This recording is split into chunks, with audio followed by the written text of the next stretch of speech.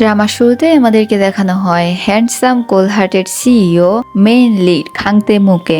সে তার অ্যাব্রোডের বিজনেসটাকে সামলে কোরিয়াতে ফিরে আসছে তার দাদার ইনসিস্টে।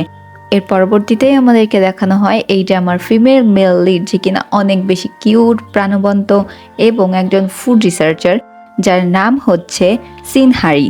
সিনহারিকে আমরা দেখতে পাই সে তার টিম মেম্বারদের কাছে যায় এবং তারা তাড়াহুড়ো করে একটা অফিস সেরেমনিতে যায়। এখানে আমাদেরকে দেখানো হয় একজন বয়স্ক লোককে যে কিনা ছিল খাংতে বউয়ের দাদু এবং এই অফিসের চেয়ারম্যান। সে মূলত একটা অনুষ্ঠান রেখেছিল যেহেতু তার নাতির ছেলে অনেকদিন পরে দেশে আসছে তাকে ওয়েলকাম করার জন্য, কিন্তু তার সকল আশায় পানি ঢেলে দিয়ে এখানে আসে হচ্ছে খাংতে মুয়ের অ্যাসিস্ট্যান্ট, যাকে অ্যাসিস্ট্যান্ট কম বলা চলে, ভাই কিংবা তার অনেক ঘনিষ্ঠ একজন বন্ধু, যাকে কিনা চেয়ারম্যান নিজের নাতির মতোই খাংতে মুয়ের সঙ্গে বড় করেছিল। সে এখানে এসে সকলের উদ্দেশ্যে একটা স্পিচ দেয় যেটা কিনা খাংতে মু নিজে লিখে দিয়েছিল। সেই স্পিচটাতে লেখা ছিল যে আপনাদের সকলকে অনেক বেশি দুঃখের সাথে জানানো যাচ্ছে যে আপনারা শুধু শুধু এই সেরিমনিটা রেখেছেন। এইসব ইউজলেস জিনিসে নিজের সময় নষ্ট না করে আমার অফিসিয়াল কাজে হেল্প করলে আমি বেশি খুশি হব। এই কথা শুনে খাংতে মুয়ের দাদার একটু রাগ হয় এবং বলে যে এক নালায়ক আর এক নালায়ককে পাঠিয়েছে এই সেরিমনি অ্যাটেন্ড করতে, এটা কোনো কথা? 5 মিনিটও টাইম হলো না অফিসিয়াল লোকদের সঙ্গে মিট আপ করার জন্য? আমি ওকে দেখে নেব। এই কথা বলে সে এখান থেকে চলে যায়। আর এদিকে আমরা খাংতে মুকে দেখতে পাই সে চলে যায় হচ্ছে অফিসের একজন এমপ্লয়ের কাছে, যে কিনা অনেক চোর টাইপের একজন লোক ছিল। তার নাম ছিল হচ্ছে মিস্টার পার্ক। মিস্টার পার্ক হচ্ছে এতদিনে অফিসে অনেক জালিয়াতি করেছে এবং সে জালিয়াতি করে অনেকগুলো টাকা হাতিয়ে নিয়েছে।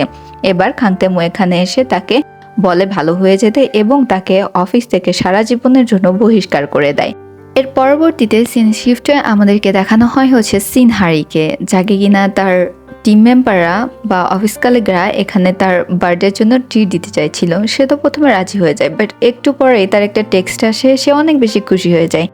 এখান থেকে আমাদেরকে আরেকজনকে দেখানো হয় যার নাম হচ্ছে মিন ইউ। মূলত মিন ইউ হচ্ছে সিনহারির ফ্রেন্ড এবং সিনহারি হচ্ছে মিন ইউকে মনে মনে পছন্দ করে। এখানে আমরা দেখতে পাই একটু পরে সিনহারির কাছে তার বেস্ট ফ্রেন্ড ফোন করে যার নাম হচ্ছে জিন ইয়াংসি। জিন ইয়াংসি এখানে হচ্ছে বার্থডে গার্লকে উইশ করে এবং জিন ইয়াং সিনহারিকে জিজ্ঞেস করে যে তার প্ল্যান কি। এরপরে আমরা দেখতে পাই যে সিনহারি তাকে বলে যে মিনিউ তাকে হচ্ছে ডেকেছে তার রেস্টুরেন্টে।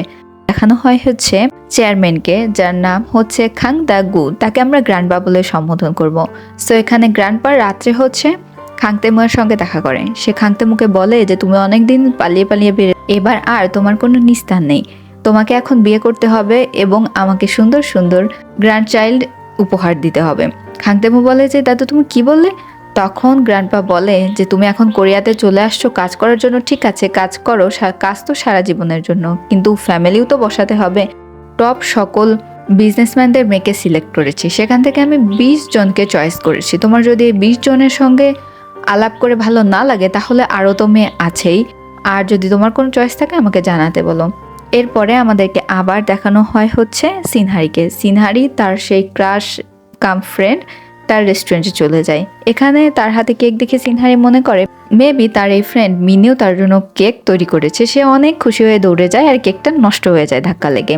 সে পরে বুঝতে পারে যে এই কেকটা তো অন্য একজন কাস্টমারের জন্য ছিল। তার এই ফ্রেন্ড মিনিও তাকে হাতে 2টা টিকিট ধরিয়ে দেয় এবং বলে যে আমি অনেক কষ্ট করে এই কনসার্টের টিকিট কালেক্ট করেছি, তুমি যেহেতু এই শিল্পীকে পছন্দ করো সেই জন্য এটাই ধরে নাও তোমার বার্থডে গিফট, এবং তুমি এবার এই টিকিটটা নিয়ে তোমার কোনো ছেলে বন্ধুর সঙ্গে যেও, এখন তোমার একটা বয়ফ্রেন্ড জোগাড় করে নেওয়া উচিত।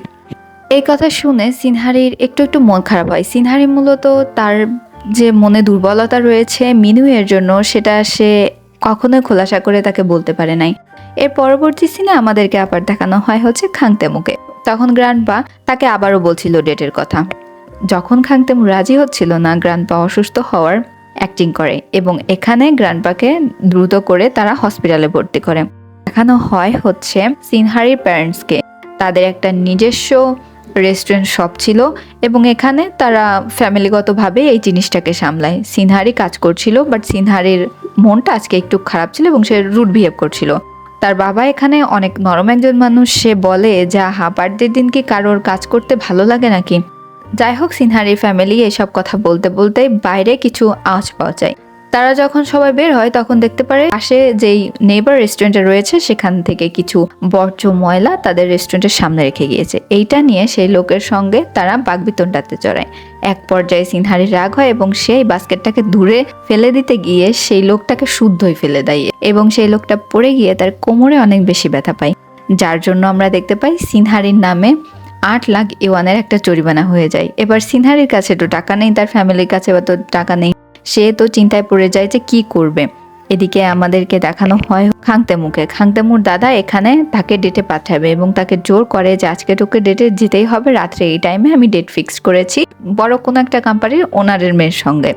এদিকে আমাদেরকে সিনহারিকে আবার দেখানো হয়, সে ভাবছিল কি করবে, অনেক চিন্তা করছিল। সে তার বেস্ট ফ্রেন্ডের সঙ্গে দেখা করে, তার বেস্ট ফ্রেন্ড এখানে তার সঙ্গে কথা বলে দিলাসা দেয়। এরপরে তার বেস্ট ফ্রেন্ড বলে, তুই আমাকে একটা কাজ করে দিলে আমি তোকে 8 লাখ ইওয়ান দিয়ে দেবো।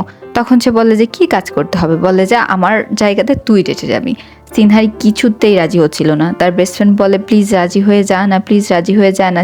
সিনহারি তার বেস্ট ফ্রেন্ডকে বলে যে আগেরবার তোর জায়গাতে আমি ডেটে গিয়েছিলাম, সেখানে কি হয়েছিল তোর কি মনে আছে? এখান থেকে আমাদেরকে সেই ডেটের কাহিনীকে দেখানো হয়, যেখানে সিনহারি গিয়ে সে এই লোকটাকে এমন একটা অ্যাক্টিং করে দেখায় মনে হয় যেন সিনহারির ঘাড়ে কোনো ভূত আছড় করেছে, এবং সে আর তার বান্ধবী মিলে এই লোকটাকে এমন মজা দেখিয়েছিল যে লোকটা সেখানেই অজ্ঞান হয়ে যায়। যাই হোক, এই ব্যাপারটা নিয়ে তারা হাসাহাসি করছিল। সিনহারির আর কি করার ছিল, সিনহারি তখন রাজি হয়ে যায়। আমরা দেখতে পাই যে খাংতেমের অ্যাসিস্ট্যান্ট আসে, সে তাকে বলে যে আমার একটা কথা শোনো, গ্র্যান্ডপা তোমার পিছু ছাড়বে না, ওর থেকে ভালো কথা তুমি ডেটে চলেই যাও। এবং এখানে সিনহারি ও জিনিয়াংয়ের এটা প্ল্যান ছিল যে সিনহারি এখানে এমন একটা ভাব করবে যে সে অনেক ছেলের সঙ্গে প্রেম করে বেড়ায়, আর সে হচ্ছে খুবই একটা ছেলেবাজ টাইপের মেয়ে। এখানে খাংতেমু অপেক্ষা করছিল এক রেস্টুরেন্টে সিনহারির জন্য, সিনহারি না জিনিয়াং এর জন্য, যেহেতু সিনহারি জিনিয়াং সেজে এখানে এসেছে। সিনহারি এখানে আসে সেই রকম ফেন্সি সাজ দিয়ে সে এখানে আসছিল এবং অনেক গাঢ় ডিপ মেকআপ ছিল। এখানে এসে সিনহারি প্রথমে এমন একটা ভাব করতে থাকে যেন সে খাংতেমুকে তোয়াক্কাই করছে না। খাংতেমু বিজনেস কার্ডটা হচ্ছে সিনহারিকে দেয়। যখন সিনহারি খাংতেমুয়ের সম্পর্কে জিজ্ঞেস করে, তখন সিনহারি কার্ডটা হাতে নিয়ে দেখতে পাই যে এটা তো তার অফিসের সেই নতুন সিইও। সিনহারি এই জিনিসটা বুঝতে পেরে একটু ঘাবড়ে যায়, কিন্তু সে কি করবে, সে তো এই ডেটে চলেই আসছে। এই সিনটা খুবই ফানি ছিল, এটাই মূলত এই ড্রামার আইকনিক একটা সিন বলা যেতে পারে। সে এখানে কখনো তার পায়ে কফি ফেলে দিয়ে হাস্যকর কথা বলছিল, শীতের ভেতরে জ্যাকেট খুলে বসে পড়ছিল।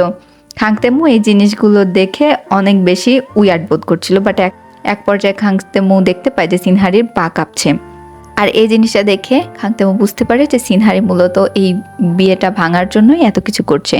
এখানে আমরা দেখতে পাই খাংতেমু হচ্ছে জিনিয়াং, মানে এখানে তো সিনহারি জিনিয়াং সেজে এসেছিল, জিনিয়াংকে জিজ্ঞেস করে অন্য সব কথা, এবং সিনহারি বুঝতে পারছিল না যে এই সিইও এখন এখান থেকে উঠে কেন যাচ্ছে না। সিনহারি হচ্ছে সে যে কত বাজে সেটা দেখানোর জন্য বলে যে আমাদের একে অপরকে ভালো করে চিনতে গেলে রুমে যাওয়া উচিত। খাংতেমু রাজি হয়ে যায়, বলে যে আচ্ছা ঠিক আছে চলো তাহলে আমরা রুমে যাই। এই কথা বলে সে রিসেপশনে চলে যায় রুম বুক করার জন্য, আর এখানে গিয়ে সে রুম বুকও করে নেয়। সিনহারি ভাবে যে এখন কি করব, রুমে গিয়ে আমার সঙ্গে না জানি কি হতে চলেছে। সিনহারি এসব কথা ভাবতে ভাবতে পেছন থেকে চলে যেতে থাকে তাড়াহুড়া করে। তখন একটা মহিলা গিয়ে সিনহারির চুল টেনে ধরে।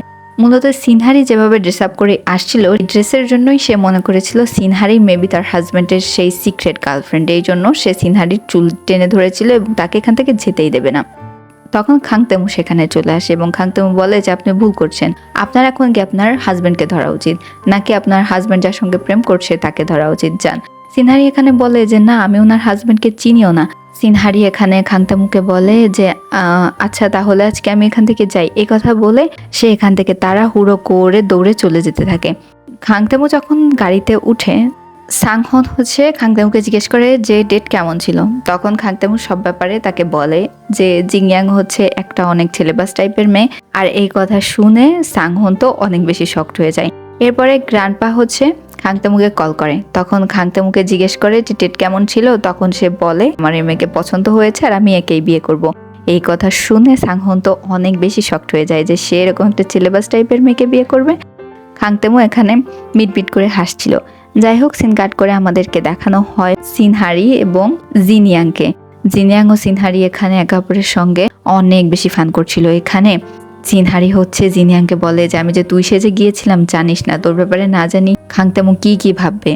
আজকে সে কি কি কাণ্ড করেছে সেসব বলছিল, আর দুইজনে অনেক বেশি লাফালাফি নাচানাচি করছিল।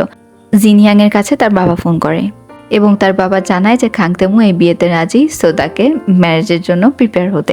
আর এই কথা শুনে জিনিয়াং তো অনেক বেশি রেগে যায়। সে তখন সিনহারির কাছে আসে এবং বলে যে তুই কি করে এসেছিস, এই সিও তো আমাকে বিয়ে করার জন্য এখন পাগল হয়ে গিয়েছে। আর সিনহারি তখন নিজেকে কল্পনা করে যে সে হচ্ছে তার ফ্রেন্ডের জায়গাতে বসে যে দাঁড়িয়ে আছে, আর এইটা ইমাজিন করে সে অনেক বেশি শকড হয়ে যায়। আমরা দেখতে পাই খাংতেমুকে। এখানে তার সেই ফ্রেন্ড কাম অ্যাসিস্ট্যান্ট আসে, সাংহন, এসে বলে যে তুমি এটা কি করছো, তুমি বিয়ে করবে তার মানে তো এই না এরকম একটা ক্যারেক্টারলেস মেয়েকে বিয়ে করবে। খাংতেমু বলে যে আমি কি করব সেটা আমাকে ভাবতে দাও, আর আমি এই মেয়েকেই বিয়ে করব বিয়ে করলে। তখন সাংহন অনেক বেশি অবাক হয়ে যায়, আর কিছু বলে না এবং নিজের মনে মনে বলে এতদিন তো কোনো মেয়েকে ডেটও করে নাই, এখন একটা যাও বা মেয়ের সঙ্গে ডেটে গেল, এখন সে এই অতিরিক্ত ওপেন মাইন্ডেড মেয়েকেই বিয়ে করবে। যাই হোক, আমাদেরকে দেখানো হয় হচ্ছে সিনহারির বাসাতে। সিনহারি বাসাতে শুয়েছিল, তখন তার ফ্রেন্ড তাকে কল করে জিজ্ঞেস করে যে তুই কি করছিস। সিনহারি বলে যে আমি শুয়ে আছি। তখন তার ফ্রেন্ড বলে যে আমাকে এভাবে ফাঁসিয়ে দিয়ে তুই এখন নাক ডেকে ঘুমাচ্ছিস, আমি জানি না কি করবে, বাট এই বিয়েটা যে করে হোক ভাঙতে হবে। সিনহারি তার ফ্রেন্ডকে জিজ্ঞেস করে যে তুই কোথায়। তার ফ্রেন্ড বলে যে আমি বাসা থেকে বের হয়ে এসেছি, এখন আমি একটা হোটেলে রয়েছি। সিনহারি এখানে তার বান্ধবীকে বলে জানিস আমি কি একটা মায়াজালে ফেলে গিয়েছি, তুই যেই ছেলের সঙ্গে আমাকে ডেটে পাঠিয়েছিলি সে হচ্ছে আমার অফিসের নিউ সিইও। আমি যদি আগে জানতাম তাহলে আমি এই ঝামেলাতে পড়তামই না, এখন যদি সিইও আমাকে দেখে ফেলে তাহলে তো আমাকে চিনে ফেলবে। সিনহারির ফ্রেন্ড তাকে তখন জানাই তুই যেহেতু এরকম উদ্ভট ড্রেস আপ করে গিয়েছিলি এবং অতিরিক্ত মেকআপ করেছিলি, তাই হুট করেই তোকে দেখে সে চিনতে পারবে না। আর তাছাড়া তুই তো সবসময় এত মেকআপ করে থাকিস না, আর সিইওর সঙ্গে সাধারণ এমপ্লয়ীদের দেখা হয় না বললেই চলে সামনাসামনি।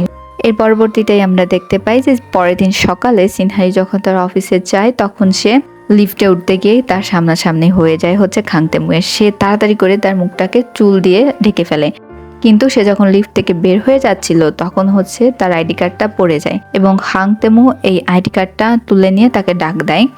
যেহেতু আইডিতে তার নাম উল্লেখ ছিল সিনহারি, সো এখানে সিনহারিকে ডাকলে সিনহারি তো ভয় পেয়ে যায়। খাংতেমু জানায় যে তার আইডি কার্ডটা সে এখানে ফেলেই যাচ্ছে। এরপরে সিনহারি পেছন থেকে ওভাবে আইডি কার্ডটা নিয়ে এখান থেকে দৌড়ে চলে যায়। আমরা দেখতে পাই খাংতেমু তার চেম্বারে গিয়ে সিনহারির সকল ডিটেলস দেখতে থাকে এবং দেখে বুঝে যে সিনহারি হচ্ছে অনেক ভালো একজন এমপ্লয়ি এবং সে অফিসের জন্য অনেক হার্ডওয়ার্ক করে। সে সিনহারির বায়োডাটাটা দেখে অনেক বেশি খুশি হয়ে যায়। এর পরবর্তীতে আমরা দেখতে পাই জিনিয়াং হচ্ছে মার্কেটে আসে তার গ্রোসারি শপিং করতে। একটা বাচ্চা তার শার্টে হচ্ছে দাগ লাগিয়ে দেয়, সে এই বাচ্চাটাকে আরেকটু শার্টে দাগ লাগিয়ে হ্যাপি করে দেয় এবং এখানে তার সঙ্গে প্রথম দেখা হয় হচ্ছে সাংহনের। এখান থেকে আমরা জানতে পারি যে জিনিয়াং হচ্ছে অ্যারেঞ্জ ম্যারেজ করতে চায় না, সে হচ্ছে লাভ ম্যারেজ করতে চায়। আর সে তার প্রিন্স চার্মিংকে খুঁজছিল, যার জন্য হচ্ছে সে এরকম অ্যারেঞ্জ ম্যারেজ টাইপের জিনিস পছন্দ করে না। আর তার জন্য কোনো অ্যারেঞ্জ ম্যারেজ আসলে সে উদ্ভট কাজ করে সিনহারির সঙ্গে ম্যারেজগুলোকে ভেস্তে দেয়। সে তার চাবি এবং ওয়ালেট ফেলে আসছিল হচ্ছে সেই শপে, তখন পেছন পেছন আসে সাংহন। সে তার এই চাবি এবং তার ওয়ালেটটা তাকে ফিরিয়ে দেয়। এখানে সে ক্রাশ খেয়ে যায় হচ্ছে সাংহনের উপর এবং সে ভাবে যে সে যদি প্রেম করে তাহলে এখন এই ছেলের সঙ্গেই প্রেম করবে। সিনহারি এবং জিনিয়াং একে অপরের সঙ্গে দেখা করে। সিনহারিকে বলে যে দেখ এই জিনিসটা তোকেই ভাঙতে হবে, আর তুই আবারও সিনহারি হয়ে খাংতেমুয়ের সঙ্গে দেখা কর, খাংতেমুয়ের সঙ্গে দেখা করে পুরো ব্যাপারটা তুই ক্লিয়ার করে দে প্লিজ। সিনহারি প্রথমে রাজি না হলেও তার বান্ধবীর অনেক বেশি ইনসিস্টে, সে আবারও রাজি হয়ে যায়। এর পরবর্তী সিনে আমরা দেখতে পাই যে সিনহারি যে কিনা আবার জিনিয়াং সেজে আসছিল এবং এখানে খাংতেমু আসে। তখন সিনহারি জিনিয়াং এর হয়ে বলে যে সে আসলে বিয়েটা করতেই চায় না, কারণ খাংতেমু হচ্ছে তার টাইপের না। এসব কথা বলে সে চলে যাবে। তখন খাংতেমু হচ্ছে সিনহারির ফোনটা নেয় এবং সে নিজের নাম্বারটা সিনহারির ফোনে সেভ করে দেয় এবং সে ফোন দিয়ে বলে যে আমি যখন তোমাকে কল করব তখন ফোনটা তুমি রিসিভ করো, আর আমি তোমাকে বিয়ে করতে চাই। সিনহারি তো বুঝতে পারছিল, তখন সিনহারি খাংতেমু এর ওপর চেঁচামেচি করে এখান থেকে চলে যেতে থাকে। সিনহারি যখন চলেই যাবে তখন হচ্ছে খাংতেমু সিনহারিকে জিজ্ঞেস করে যে আমার ভেতরে এমন কি নেই যার জন্য তুমি আমাকে বিয়ে করতে চাই না। খাংতেমু বলে যে তোমার অনেক কিছুতে সমস্যা, আর তোমাকে আমার পছন্দ হয় না, আমি তোমাকে বিয়ে কেন করবো। সিনহারি খাংতেমুকে বলে যে আমি তোমাকে চিনিও না, তুমি একজন স্ট্রেঞ্জার। তখন খাংতেমু সিনহারিকে বলে যে কোনো ব্যাপার না, আমরা 10টা ডেটে যাবো এবং 10টা ডেটে গেলে তুমি আমার ব্যাপারে সবকিছু জানতে পারবে, আমার নেচারের ব্যাপারেও জানতে পারবে, সো এটা এতটাও টাফ না। তারপরেও সিনহারি রাজি হয় না এবং খাংতেমুয়ের ওপর চেঁচামেচি করে এখান থেকে চলে যেতে থাকে। সামনেই তখন সে তার ক্রাশকে দেখতে পায়। মিনিও তাকে এই অবস্থাতে দেখে নিলে তো তার ব্যান্ড বেঁচে যাবে, এই কথা চিন্তা করে সে তাড়াহুড়ো করে একটা গাড়িতে ঢুকে পড়ে এবং একটু পরেই সে দেখতে পায় যে তার সামনে হচ্ছে খাংতেমু বসে রয়েছে। সে ভুল করে খাংতেমুর গাড়িতেই উঠে পড়েছে। তখন খাংতেমু হচ্ছে সিনহারির দিকে তাকে বলে, মাত্র না তুমি বললে তুমি আমার মুখ দেখতে চাও না, আমার সঙ্গে বিয়ে করতে চাও না, অথচ আমার গাড়িতেই চলে আসছো। আর এখানে ফার্স্ট এপিসোডটা শেষ হয়ে যায়। ভিডিওটা ভালো লাগলে সাথেই থাকবেন।